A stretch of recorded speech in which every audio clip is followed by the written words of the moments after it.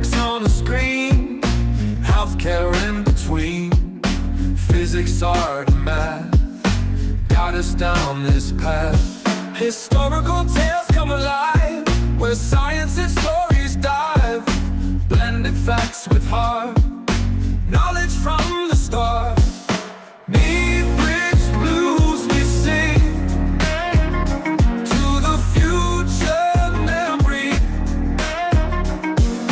Health and science in the mix.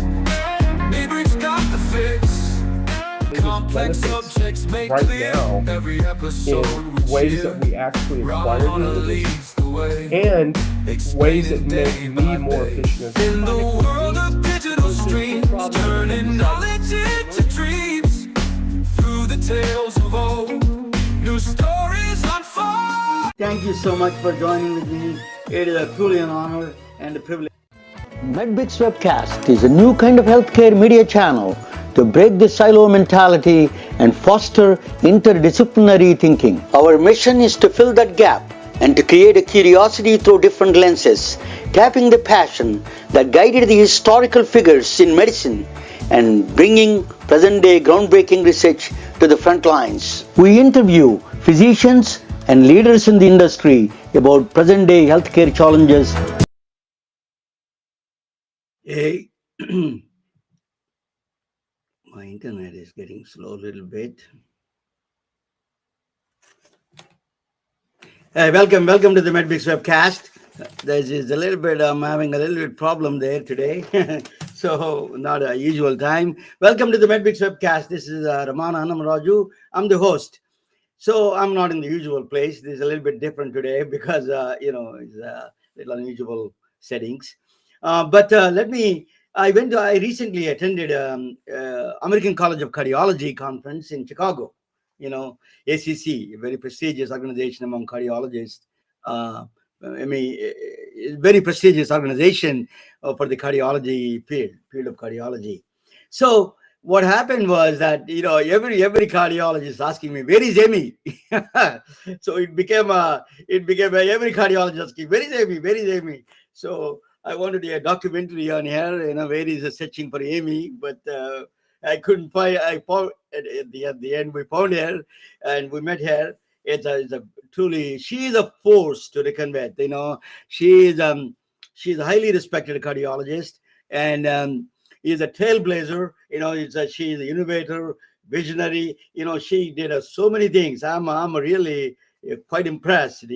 She is a Chief Innovation Officer for the American College of Cardiology, and then she is a FDA consultant advisory board on the board of Federal Drug Administration, FDA, actually run by another good friend. He watches my program, Dr. Matthew McCary.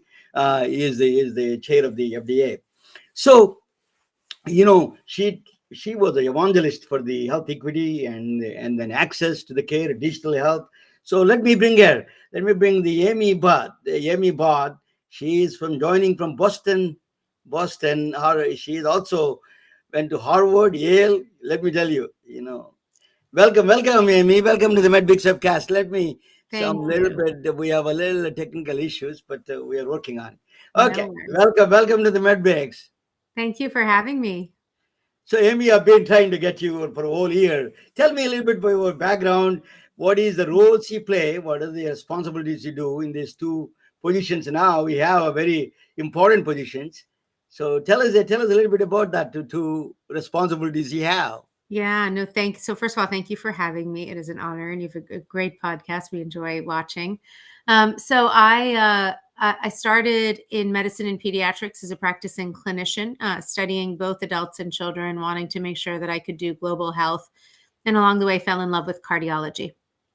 And as I fell in love with cardiology, what I quickly realized was we weren't getting access to care in the communities where people needed cardiac care the most. And so within my clinic at the Mass General Hospital in Harvard, I spent a lot of time thinking about early technologies, digital stethoscopes, handheld ultrasound, the use of data, transferring images, what can you do? And I happened to have that as almost my side interest when I was regularly seeing patients in the hospital and clinic. when I was running the outpatient operations at Mass General Hospital, 60,000 visits a year through our clinics, and COVID happened. And so we had to turn to virtual care. And fortunately, that had been my side interest. And so it was a real interesting opportunity to be able to start to deliver care entirely virtually.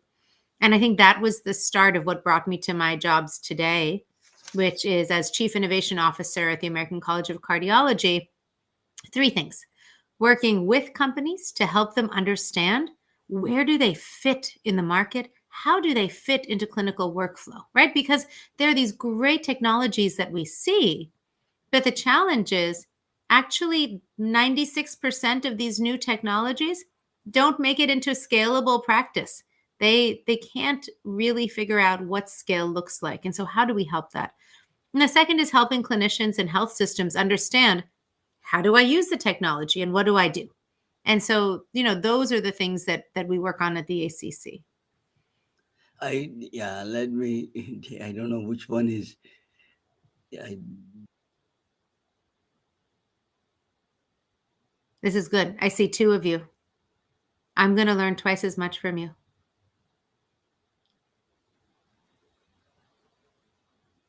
All right, while we're waiting for the technical issues, I'll tell you about the other part, which is the Digital Health Advisory Committee at the FDA. Really thoughtful and nice opportunity to say, how can we at the FDA accelerate and create an infrastructure that helps digital technologies grow? And so it's also been very nice and dovetails well with the other job. I don't know why it is doing something. Just to give me 1 second. No worries at all. I'm going to delete those things, when I do. Yep. Yeah. That's one thing I will ask you about the technology frustrations that everybody has. It is a stress. It causes a lot of stress. People don't know this, but it causes a lot of. Even I'm in Silicon Valley, it causes a lot of stress. I'm in the center of Silicon Valley, heart of Silicon Valley, and I meet every day. They are having same problem.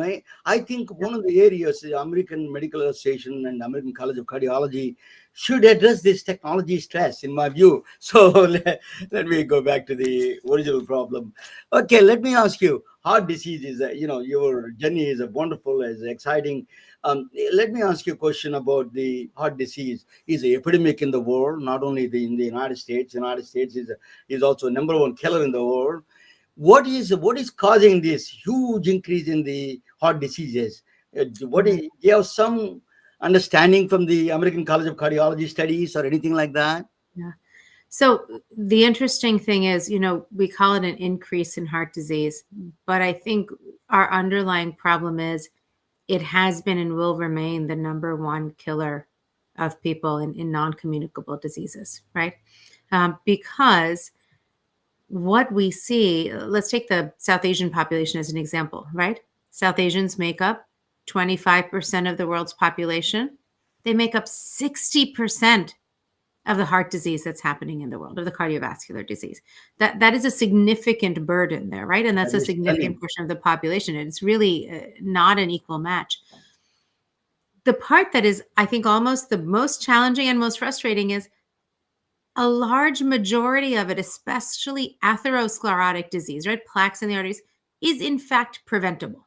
Yes, there is some genetics, but with good control of the risk factors, diabetes, hypertension, smoking, we can really do a good job in preventing heart disease. And yet the system all over the world has been organized in such a way that we are treating people after they present rather than when they develop.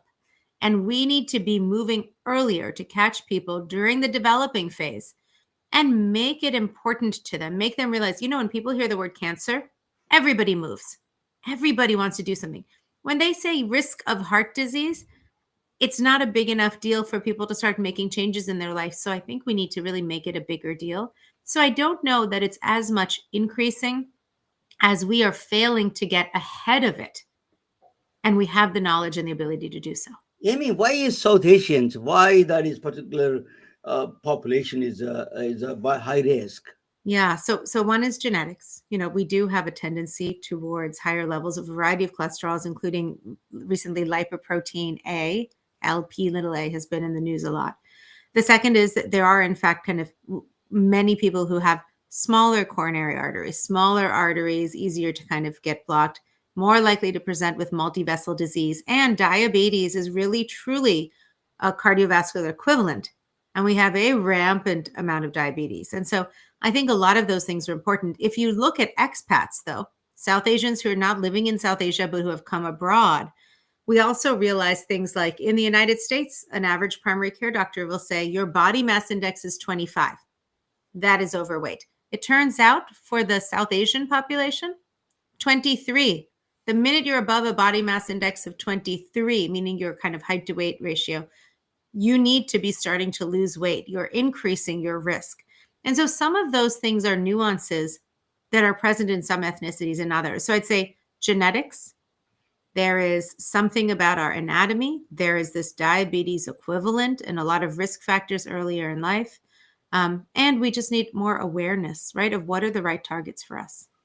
How much is the food problem? You're from India, I'm from where you're from. Is a lot of sugar they put in every time I eat any Gujarati friends my mind. I have a bunch of sugar inside. How do you solve? This big challenge, right? It is Yeah, food is the yeah. biggest challenge, right? So I'll tell you, my mom will often say to me, she'll say, Ami, sugar and other things, you have to remind them of the risks. And I remind her, yes, but they're right of being able to create it. Now, I will say that some of my very best friends are vegan and they are Gujarati. So it's not to say that everybody is the same. There is a bell curve and a spectrum. But I think culture is important. Talking about what healthy food looks like and what less healthy food looks like, explaining why something is healthier than something else. And then I think physical activity, I will say, is another area of import. We're really encouraging the South Asian population to be more physically fit. I'm not saying there aren't very physically fit people. Some of my friends are the most fit that I've seen, but there's a range, and a majority of us fall into the less active over generations. And so now this next generation, we're really trying to encourage people, know your numbers, understand what your risk factors are, and control those risk factors before you get disease. Know your family history. If everybody has had a heart attack, that means there's something about it that you should really be paying attention to, and even more strict than they were. And then things like activity, right? Getting together and doing active things together as friends rather than eating laddus together as friends. Some of those, it sounds very silly, but it's actually very true. Lifestyle changes can really help us. And then awareness can help us. Not missing that you had a heart attack because you thought it was something else and coming in late. So I think there's a lot of education to be done. Let us talk about the little bit about diagnostics. Once that Mhm. things, is there any calcium scoring or the PDA, the peripheral artery disease, that the testing screening would be helpful? You think Yeah. the massive screening should be done? What is the ACC stand on that kind of things? Yeah. So first is those risk factors I talked about. We need to be screening massively. We have one program actually that's called Driving Urgency in LDL Screening. LDL is low density lipoprotein. It's the bad cholesterol, if you will. And all we do is we tell the doctors at thousands of hospitals, right? Thousands of doctors. This patient has not had an LDL checked in 2 years. 2 weeks later, we tell the patients, you need to have your LDL checked. We increase the percentage of statin prescription, right? Lipitor, Zocor, those kind of things, from 6% to 50%. And those patients started paying more attention to diabetes, hypertension. So the first thing is check those labs and start to correct them. I think that's important. Now, second, when you're kind of thinking about testing, a calcium score actually is helpful. It's more helpful oftentimes when you are younger than when you're older, because most of us have some plaque when you're older and your calcium score may end up being higher. So it may be more helpful when you're younger, but I will tell you, there are advances now. So now we can do coronary or heart CTs where we can see the plaque in your artery. It's called a cardiac CTA. And there's even new companies, speaking about AI and digital health and the work I'm doing now, that can not only tell you, hey, you have a blockage, but hey, you may have a few blockages. This blockage on the right is less stable than the one on the left. It is more likely to rupture or to break off and really create a full blockage that might give you a heart attack. So what is the risk level of each of these areas of risk in your heart? So the science is advancing from knowing your numbers, most important thing, calcium score, yes, coronary CAT scan, are there blockages? And now even how dangerous is the blockage if I have it? So there's a lot of screening, and I suggest everybody kind of talk to their clinicians about it. And the ACC has resources about it too. Cardiac CT is a little bit of expensive. Is it possible in the future with AI, ultrasound can do that because ultrasound is widely available? Is ultrasound is useful in the direction you think? When I first started, we used to do a lot of ultrasound studies of the carotid artery in the neck, and we would look at kind of the thickness of some of the vasculature in the neck. And it was a pretty good measure for the likelihood of disease. But what I will say is, in general, the use of ultrasound is a little bit different than the use of coronary CT because of where you can look at the blood vessels, right? So for people who don't really know about it, ultrasound is easier to use in areas where you can get to those blood vessels. The ultrasound we use for the heart can tell us muscle pumping. It can tell us about valves that open and close or sizes. But for the coronary arteries right now, the CAT scan is what we're using. Now, here's the interesting part. Increasingly, our ability to use AI on things that are less invasive, less expensive, and tell you your risk is increasing. So we call that kind of predictive risk modeling. Knowing all the risk factors that go into you, your social demographics, your risk factors, your family history, your symptoms, and starting to get more to a personalized version of medicine where we know about your risk and can calculate the likelihood that something's going on. That is coming.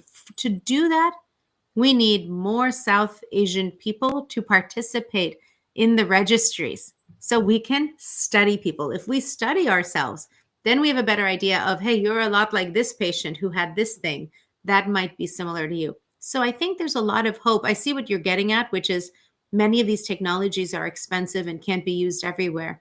I think some of the data-driven technologies that predict risk, if we get enough people to sign up for the registries and study how South Asians' hearts are, we'll be more able to predict what might happen with less resource costly mechanisms. Let us talk about the data. Before I talk about AI, artificial intelligence, data is, as you said, that we need to get the registry and the data. But, one of the problem is the challenges of sharing the data. There is a lot of these EMR companies are giving a hard time sharing the data. And what is in organizational stand, FDA or ACC stand on this kind of a data sharing system? And it's a big problem, right? They're refusing. When the government went to the court and still they're refusing to share the data. How do you solve this problem?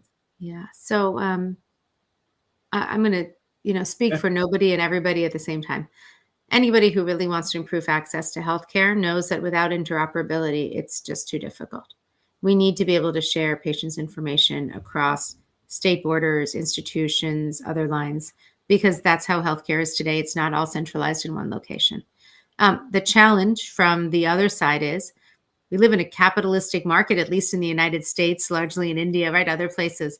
So in the capitalist societies, there is very little incentive to get people to share their data. And that's where patients insisting that the data belongs to them is actually a really interesting movement. Because if it is your data, then you should have the right to share it with the people that you want to share it with. So I'm always interested when I meet with my privacy and my legal friends to hear, how are we moving in that direction? And is there a legal stance towards interoperability where patients can insist? Now, I'll tell you, we're doing this new registry at the American College of Cardiology.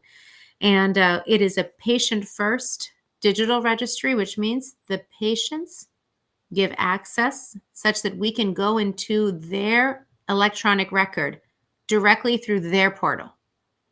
That asks for nobody else's permission but the patient's, because it is the patient's data. And then we're doing that all for one specific disease process right now. So all patients who have it are eligible. They give us access we bring their data in, and in our data center in a very privacy secure way, we can fill out a registry of all the information about all these patients because they don't have a place or a registry or a home right now. And Maybe so American College of Cardiology is a solution for this problem we're because working on it. yeah, Yeah. I think, we have to find different ways to get all the information where it needs to go. But I will say, we're increasingly also working across silos with industry, with legal, with privacy, with governments, right? If you think about, all over the globe, look how much progress we could make if we could cross from one country to the next and be able to share data and get even more powerful data. And then the AI that we'll get to eventually, the AI is only as good as the diversity and the power and the volume of data we have. So interoperability is going to be key as we move forward. maybe it's off the topic, but I wanted to ask you how much the data available in other countries like India and other countries. There is not like restrictions like United States. This capitalistic problem, the political influences are not there. So you think is it easy to get some data from other countries to manage it? Some of the ministries of health throughout the globe have been my favorite people to work with, Really? because they recognize the importance of gathering the data throughout the country, of having it in a mechanism that people can work with it. Now, having said that, you said sound surprised when you said really. Yes, being a Ministry of Health is a red tape laden process that takes a long time. It is not their fault. It is how we have set up governments. However, they have been really forthcoming in wanting to improve the health of their nations. And so we've had this experience in the Middle East, North Africa. We've had this experience in Asia where increasingly it's been really great for the American College of Cardiology to work with ministries of health because they recognize the importance of being able to have good data from diverse data sets throughout their countries. And so I think there's a lot of promise internationally, and the global aspect of I know we're called the American College of Cardiology, but really we're a global organization. And that global side is often what's pushing some versions of innovation. That is it's definitely a good news in that sense. Let us talk about you're talking about AI, artificial intelligence. I'm in the center of Silicon Valley. Even the taxi drivers talk about AI here. So AI is everywhere. So what is the is it a lot of hype? And there is a hype. There is a reality. There's a lot of checks and balances in that one. Where do you stand on this AI, in particularly related to cardiology? Yeah. There are 3 areas that I think right now today, if people were interested, they could implement and would probably make things better. The first is administrative. The AI is ready. If you want to have a conversation with your patient and not be turning your back and typing, the voice to text technology that can capture our conversation and write it as a patient note is helpful. Why is that also helpful? It can mark all the billing things necessary so that the billing goes correctly. It can reduce it to a 6th or 8th grade language level so the patient gets a note that they understand. And so there are a lot of things we can do with words and data right now because of voice to text technology. So I think that's really important in allowing clinicians to just have the conversation and let the grunt work get done by a computer, right? Same is true for insurance, prior authorization. What are all the things you need to fill out on this form? Let the computer do it, and then you check it, right? So I think administrative is more supply chain, back office, right? All those things very, very reliably can be done now. You have to work with the AI in your own institution, but very reliably can be done. So that's administrative. People should think about investing in it. It is making a difference. Then there's the area I spend most of my time in, which is there is more information available than my brain can hold about cardiology. There just is. In the 1970s, that maybe wasn't the case. Today, there's just more information. So how do I get the information I need at my fingertips at the moment I need it to make the best decision for a patient? Now, I don't mean split second, right? Some of that split second has to be experience. But if I'm sitting with you and you have 3 diseases, I don't necessarily know the exact guideline to the date with the best research. I don't know where you live and what insurance you have and which drugs you can get, but the computers know because that data is available. So the use of AI to bring us knowledge at the point of care to best take care of a patient, That is an area that the American College of Cardiology is very interested in globally. How do we help clinicians navigate to the right information at the right time? And then they can decide. They have the clinical power, right? They are the apex clinical person. They can decide what to do, but let's give them the knowledge. So that's really, I think, an area of growth. And then I think the last area that I'll mention is the very first area. Radiology has had AI for a very long time. Cardiology is now getting it, ophthalmology, pediatrics. There are a lot of places now that are using it. But the ability to help obtain testing or images, guide you when you're doing some sort of a procedure to make sure it goes right, help people who are in, there was a great example of a young group of women who are community health workers in Pakistan. They came to me in Dubai when I was giving a talk, and they said, Dr. Bhatt, we have an ability to use AI to help us know that when we're using an ultrasound, we have a good enough image for the doctor to read. I mean, red and green, very simple. Red, don't take this image. Green, take this image. And now they can get good pictures. And then the doctor has that much of an easier time, and they can go faster because once they get green, they're done. They can get the next patient, next patient. So lots of ways to upskill people because we don't have enough caregivers for the number of patients in the world. We just don't. There are not enough doctors and nurses to meet the need. So can we upskill community health workers, other people, to be better at capturing disease? Absolutely. And I think that's the most exciting area right now. That is the question I'm going to ask you. That is exactly I'm leading to. So is it the ultrasounds or CT scan that you're doing? It's a very heavy. I used to provide a service. I'm not a doctor, but I used to provide diagnostic services in the rural Georgia. So it is heavily operator dependent, these modalities. Do you think AI can help less dependent on the operator itself? Absolutely 100%. At the last ACC, actually the last two annual ACC meetings, when we have these kind of Shark Tank type events, we had companies come who had a random person from the audience come up, never held an ultrasound probe before, and within 12 seconds had the correct image for a diagnosis of aortic stenosis. I mean, we can absolutely increase the skill of trained workers in the community. And so it's interesting, the Deputy Secretary of Labor was at a meeting that I was at in DC 2 weeks ago here in the US. And he had said, we really want to work on training people who have a specific tech ability. Can we start to train people who can do a certain aspect of healthcare and do it well? And as we talked about that, one of the conversations is, can you take people who don't have all the training that doctors and nurses and others have, not to have them maintain long-term, decide on care plans make nuanced decisions, but go out there to all the people who are not getting any healthcare right now. They exist in every country, people who have no healthcare, and say to them, I can do a basic evaluation. Are you sick or not sick? Do you need attention or not? In our case, for cardiology or not? And then get you to care.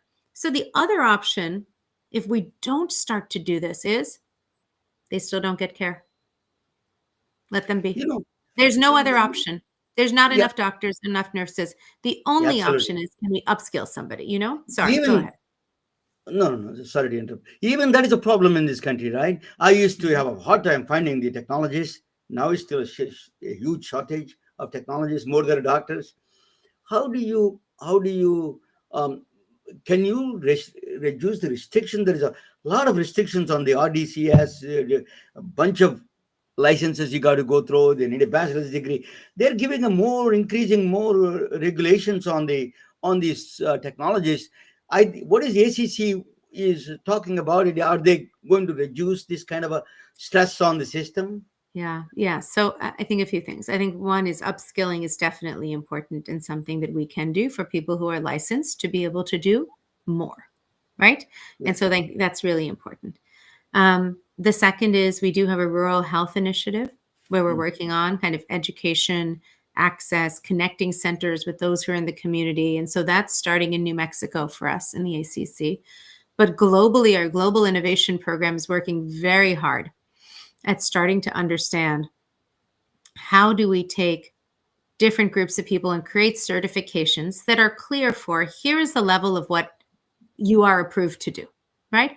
But there are so many different levels and so much healthcare that needs to be delivered that depending on what the need is in a specific region or country, there are ways to start to think about how do you educate people? How do you train them? And then how do you test them? And that's an important part, which is once you learn how to do something, what is the way that we continually check in on you and make sure that you not only still know how to do it, but that if there are updates and if things are getting better because science is moving fast, technology is moving fast today, that we push you those updates. And so that area of education and adult learning has really been an emphasis for the American College of Cardiology globally, which is, can we teach you what you really need to know? Can we certify you for that skill that you're learning? And most importantly, can we continue to support you in your growth? And that's, I think, why this global side of individuals who are joining the ACC is growing so rapidly, because there's kind of great value in that approach, which you're emphasizing yourself. I'm a couple of blocks away from here. Two companies, which is Exo Imaging. They started he's from my hometown. He started this what do you call Exo Imaging iris cardiac ultrasound with the iPhone, and then Butterfly is there. So these are all new modalities are coming, much making it easier to screen, right? These are Absolutely. the modalities. What is your opinion on these new modalities that is coming up there in the market? Yeah. So, I was just with Joe DeVivo, the CEO of Butterfly, recently at an AdvaMed meeting, and we had a great conversation talking about kind of the future potential if we start breaking down silos. Academics, working directly with industry, working with medical societies, working with the government. That is when we actually make progress. And I say that because a new diagnostic screening modality. So there's one thing to extend current diagnostic screening, right? There are pathways to extend what's currently done. Oftentimes, what we meet are new diagnostic categories.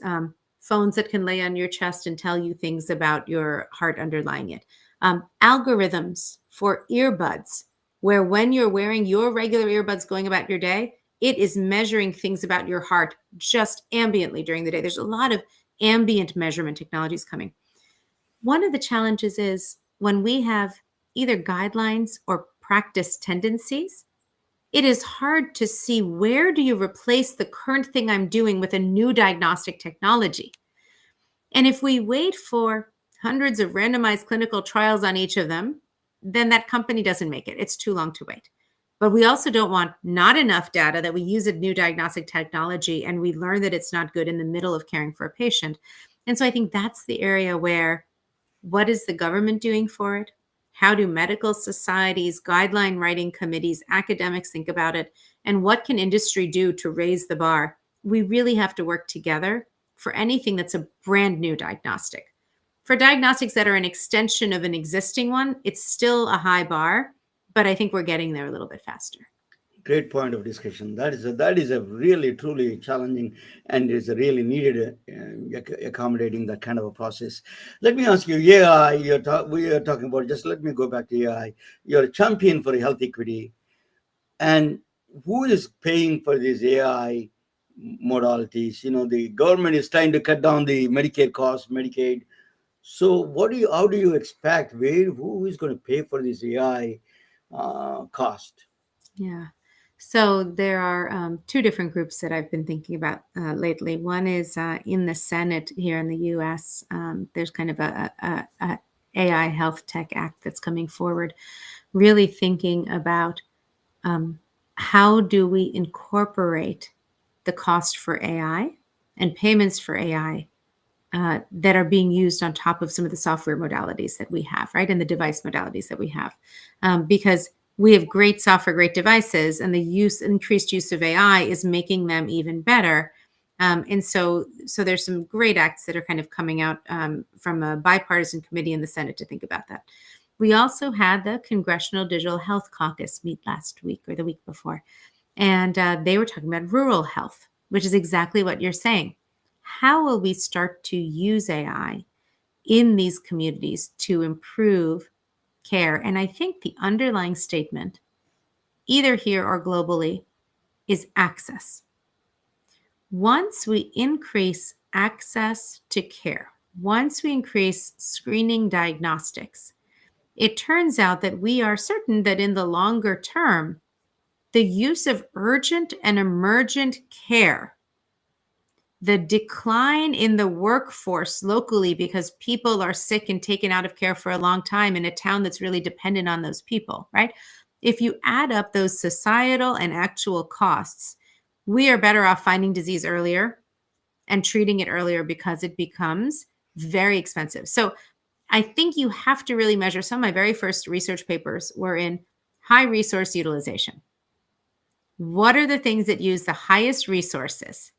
And is there a way to implement AI to find those things early before they become high resource use? And when people see that, like these Congress people, right, in our House of Representatives, and like the senators who are putting forward these bills, they are government officials who see the benefit of catching patients earlier.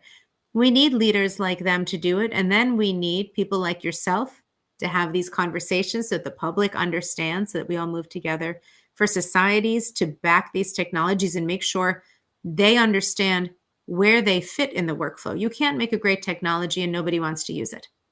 That's not very helpful. From the FDA side too, that is our biggest fear, is we approve all these technologies and nobody wants to use it. So again, it's this combination of government, industry, and academia together that makes these things successful. Thank you for that advocacy work. Thank you so much. That is, we needed people like you. So let me ask you a question on the iron. AI has enormous benefits you're talking about. It can give access, quality, and cost. It can work on the iron triangle of that. But let me, you know somebody that his name is Jan LeCun. He is a very skeptical of AI. Even though he is a very leader in the AI, I follow him all the times, and he says that there is physics is missing in the AI. Yeah. Is real world, they don't understand the real world. He is very skeptical of all these high talk. So what do you think of his? So He's putting a little bit of water on the fire. so he is, for those who don't know, a kind of chief AI scientist at Meta, and very vocal about the science part of AI and the fact that, in fact, the generative AI models upon which a lot of the discussion I'm having is based, right? This voice to text in the office, the use of large language models to do predictive modeling. And he's pretty clear that as we become more dependent on multimodal inputs, right? I want video images of things, and then I want patient reported outcome, and then I want these wearables, and as I start to do more multimodal work, generative AI, it may not be the right thing for that. And there are abstract versions of AI. And in fact, we were at a conference together where he said, in 3 years, generative AI is not going to be the thing we use. And I actually asked him a question that I don't think it was a question. I think it was a very sad statement. I said, but I'm currently concocting all these plans based on the current generative AI, and you're telling me in 3 years it'll be moot. A few things. One is the rate at which the technology is going to accelerate, right? In AI, people say, like, stop looking at that, look at quantum next, right? Stop looking at quantum. There's always a next.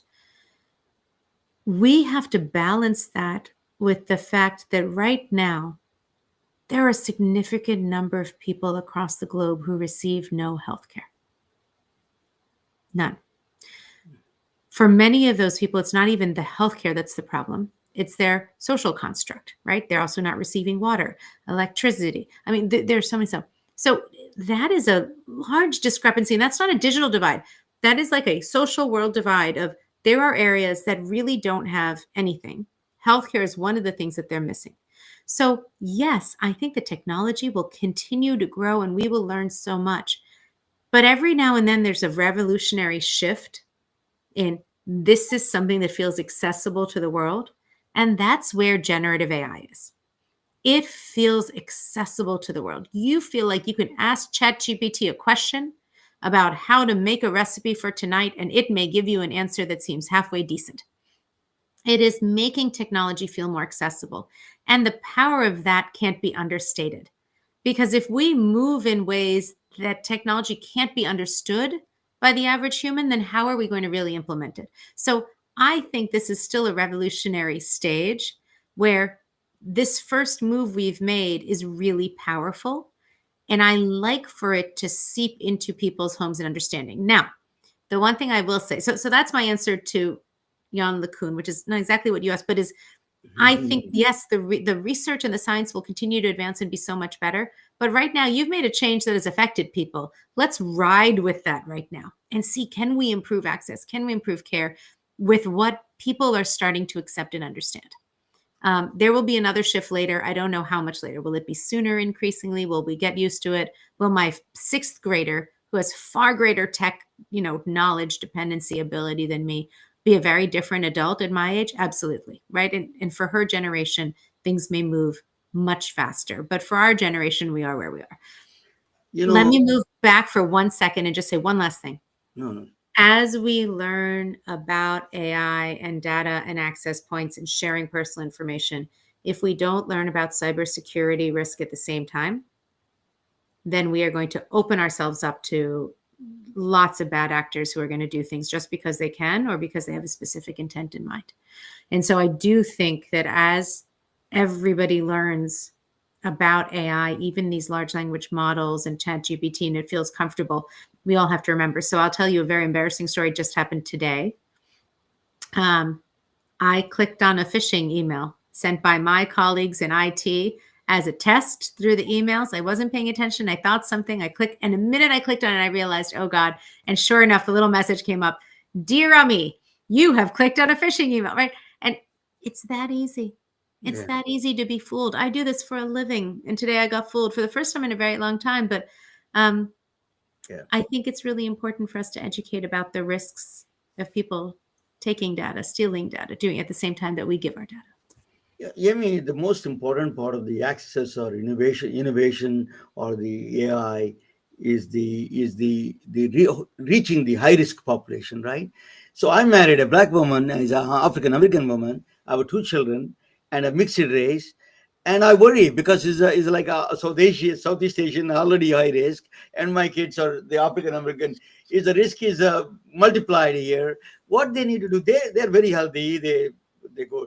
My daughter teaches Pilates and she's in San Francisco right here, and my son is a neuroscientist. He's in Atlanta. So they're he's a football player and a neuroscience guy. But still I worry about them. Not very much about it. How do we reach this high risk population much more aggressive way? That what is the ACC is doing that, and American Black Cardiology Association. I'm very close to, as you know, ABC, American Black Cardiology Association. I'm one of them. Brought them to Atlanta actually. Then I also I'm very active with the American College of Indian Cardiologists. And then I brought them together. Actually, we had a conference together like 10, 15 years ago. We had a conference together. In fact, I arranged the conference. So what do you think? How do you reach these organizations, and how do they participate, these high risk groups, to reach this is high risk access and Well, it's such an important question. First of all, both great associations, right? ACIO and ABC, and we work with both of them through the ACC, and actually saw both of them at the annual meeting recently. I think what we have to recognize is that in order to really make a difference, we have to start addressing cardiovascular diseases much earlier. So the American College of Cardiology this year is launching a campaign called Prime Heart. And the goal of Prime Heart is to catch people in the prime of their lives, in their 20s, 30s, 40s, and to start really pushing the importance of knowing that family history, that predisposition because of your ethnicity, what your cholesterol numbers, blood pressure numbers, hemoglobin A1C should be, how often you need to be screened and what the screening metrics are. So it is an educational push. You can't educate patients alone. You need to educate their clinicians. And that doesn't mean just cardiologists. In fact, the primary care doctors, nurses, caregivers in the community are the front lines for all of these individuals. And so it is a massive educational push that we are doing with sponsorship from a variety of different industry sponsors, all the companies who are really invested in the idea of the earlier we can get people educated, not just patients, but patients, clinicians, communities, health systems about the risk of cardiovascular disease, the more likely we'll be able to catch people earlier and eventually prevent disease. And then we'll see a decline in the deaths from cardiovascular disease that you and I were talking about earlier. So it's called Prime Heart, and it's really a very large push to move much earlier in diagnosis. Some of it is the basics, cholesterol, blood pressure. Some of it is nutrition, diet, education, food is medicine. And then some of it is really genomics, proteomics, metabolomics. It ranges, and we really have to look at all of those different areas together at the same time. So it's a massive effort, but one that we're really proud of. Absolutely, great initiative, Amy. You do a great job. You're champion. You're evangelist for this kind of things, access, quality, equity. You're truly a leader. I want are you thinking of becoming an advisor to Modi, Prime Minister Modi, by chance? So here's the little secret that I'll tell you today. Before I got on this call, we were at a South Indian thread ceremony for my friend's son in Upanayam. The mom actually does a lot of, she's a GI doctor, does a lot of food as medicine, the importance of your gut and gut health. I'm learning so much from her. She's learning from me. We're both learning about menopause and risks to women of heart disease and other things. But from that, I took home some prasad. And so I was eating really pure sugar and butter about 30 minutes before I got on this call. So all that to say, I think being Gujarati, I am absolutely one of those people that needs to watch what I'm doing, but also understands like the love of food and culture and celebrating, etc. So when you ask about India and thinking about what we need to do there, I will tell you absolutely 2 years ago, I was there kind of on a trip thinking about innovation, partnering with groups there. We're right now, again, have a digital health innovation group that is international, but the presence in India is significant. And we're actually looking to certify hospitals and programs in India who have a good mechanism of increasing digital health access such that more people can know their numbers, understand. We can push education to them in the language or the type that they understand, and they can help us understand more data about how the Indian community is doing with health. So super important to me. When we first talked, I said I started training in medicine and pediatrics both. And the reason is I thought someday when I go to India and I do work, I want to be able to take care of anybody who walks in the door. And so it's really nice, many decades into my career, to be able to go back there and actually hope to work locally with people to make that difference. You can ask ChatGPT or AI to create Gujarati dishes without sugar, right? That's exactly right. But do they really taste as good? I probably shouldn't say that on this call. We're getting there. We're getting there. We're getting there. Thank you so much, Amy. It is truly an honor and a privilege to have you. I really enjoy talking with you. You are an informative source. Please keep coming. Your voice is very important to the audience. A lot of doctors, as you said, that my audience are mostly clinicians. They need to, that education is, Prime Heart, for example, that probably a lot of people don't know about it. So this is a way to know that my kids will know eventually. That kind of things that you're doing is a great job. I think you need to keep talking, and you need to appear more podcasts like ours. And then thank you so much. Your job is, I'm truly honored to have you. Thank you so much for having me. You have a fantastic podcast and a great audience. So it's an honor to be here. I'd love to come back. And for those who want to learn more about AI specifically, or any of the ACC things we talked about, acc.org, O-R-G, very simple. If you want AI, acc.org/AI. So please take a look and feel free to reach out to me, LinkedIn, give me feedback. I'm always happy to talk. Thank you so much. Good night, all of you guys. This is a good night. We are retelling their stories through our patented designs that can be worn on scrubs, t-shirts, printed on conference bags, and endless other promotional materials. Daily Wear for Medicine is the first ever of its kind to create curiosity in medicine through visual art. We at MedBricks are celebrating unsung heroes of the past who made enormous contributions to the field of medicine through our unique campaign called Daily Wear for Medicine. You can wear it, carry it, and give it